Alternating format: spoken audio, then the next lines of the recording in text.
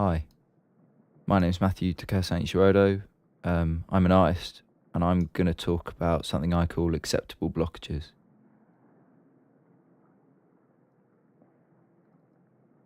I took this picture near where I live in Lewisham in southeast London.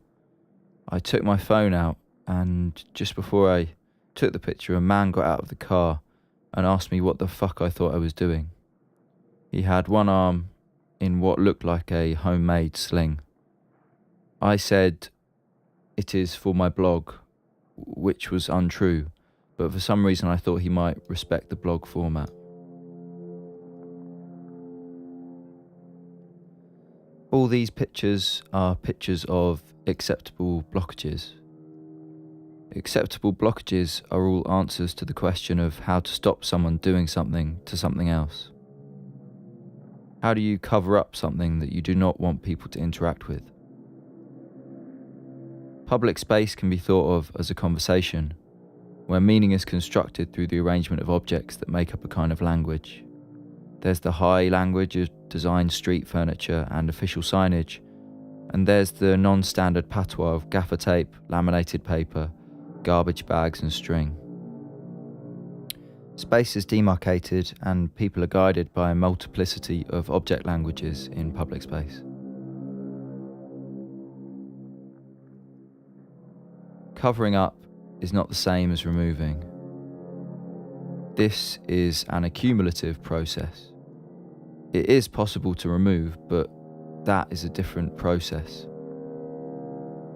Here we speak about what we no longer want people to say by adding to what is already there.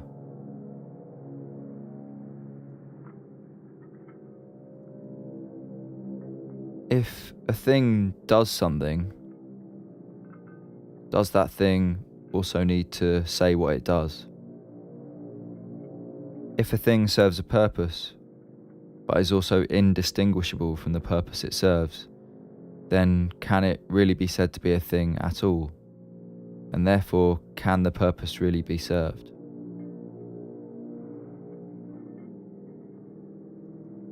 I'm starting to think of language as a kind of magic, or perhaps as the only really existing form of magic.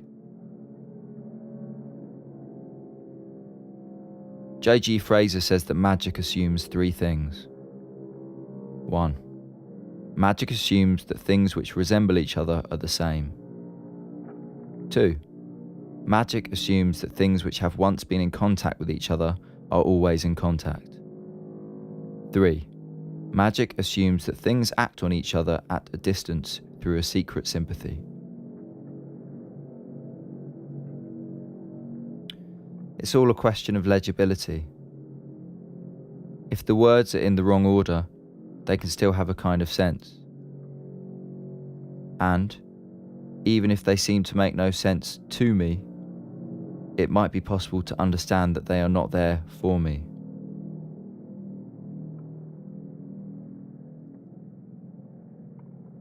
In 2012 in East London, the preparation for the Olympics brought a new cleanliness to the streets. Workmen removed all the railings along the roads, as well as the bike racks. They took away the bins and the post boxes, and they cleared the streets of homeless people, alcoholics, drug addicts, aggressive beggars, and people with dogs. In their place were policemen wearing bulletproof vests, street sweepers and construction workers in high-vis, and black BMWs that ferried VIPs back and forth from the city to the site. Clarity and legibility sometimes go hand in hand. But a large group of things with clear meanings can become incoherent through accumulation. And what is incoherent might produce confusion and even fear in the people for which that thing is incoherent. But what is coherent is not necessarily beautiful or even palatable.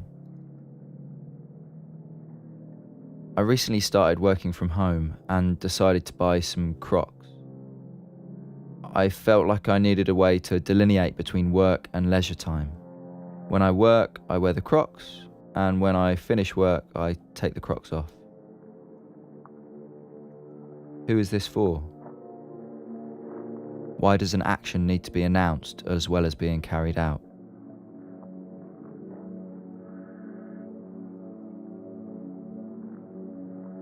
We experience time as linear, but I hear these days that we are wrong. Time is a flat plane with no edge, or more correctly, the edge of time is the edge of being. Objects float in space-time like bread on a pond, like flies in soup.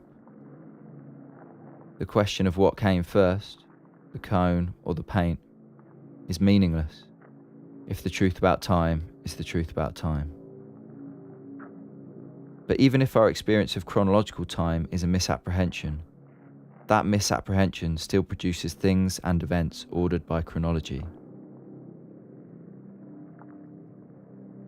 Sometimes you don't have the right tools for the job, but that doesn't mean you can't get the job done.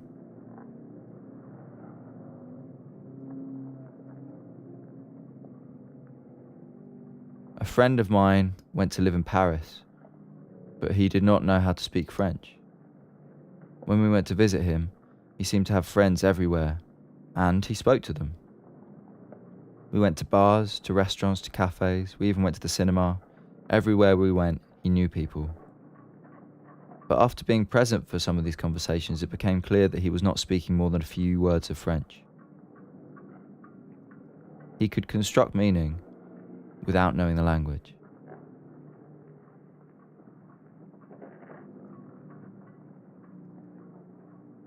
There are many techniques for creating a magic circle, which might contain a special energy source or signify a sacred space. It might give whatever is inside the circle a form of magical protection from whatever the magician has summoned.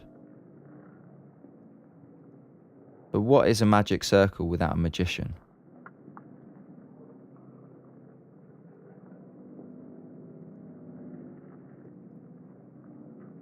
This is in Paris, actually. They have these piles of gravel all through the public parks. The fences make their presence known, and they're intended to be highly visible. But they're also somehow meant to be invisible. They're meant to be understood as background, and to do this they must stand out from the background, made separate from it before being reunited with it.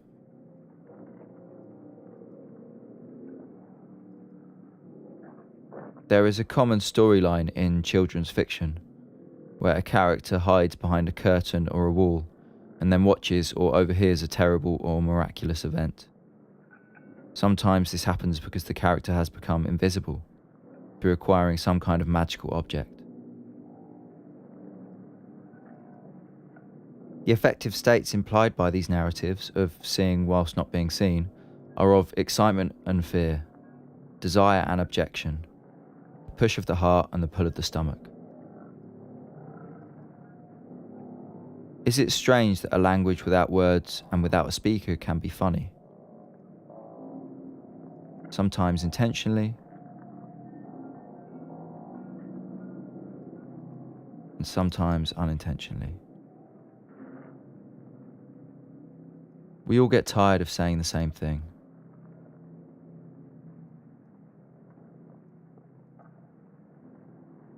Over and over again.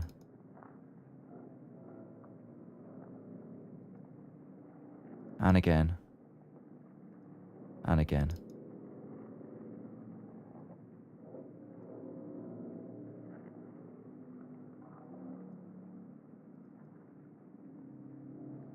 But sometimes it's hard to know what we're not meant to do.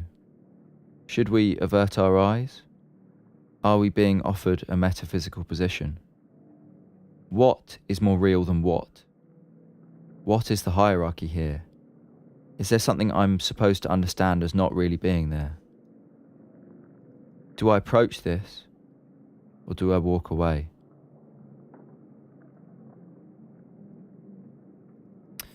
My name is Matthew, and so lots of my friends call me Matt. Matt is quite a basic word, just one syllable.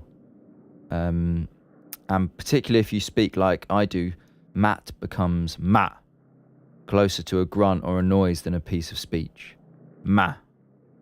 There is no spoken language in the world that doesn't include the sound ma. In the street, I hear my name a lot, by which I mean I hear the noise ma a lot. I have to hear the noise and acknowledge it before I ignore it. I have to approach it before I walk away. 3 signs in one: the barrier, the colour, and the language. The Father, the Son, and the Holy Spirit. Bad luck comes in 3s. Jokes about stereotypes always have 3 people in. In England, this would be the Englishman, the Irishman, and the Scotsman. And that rule itself is a stereotype about these kind of jokes. Jokes are also only funny for 3 times, apparently, and then they aren't funny anymore. Politeness works in prime numbers. If we hear a joke 3 times, we want to go back in time and unlaugh at it the first time.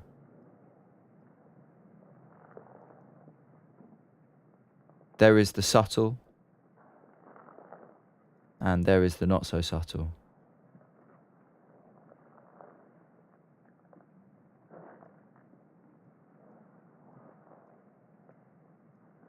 But in certain cases, it's well understood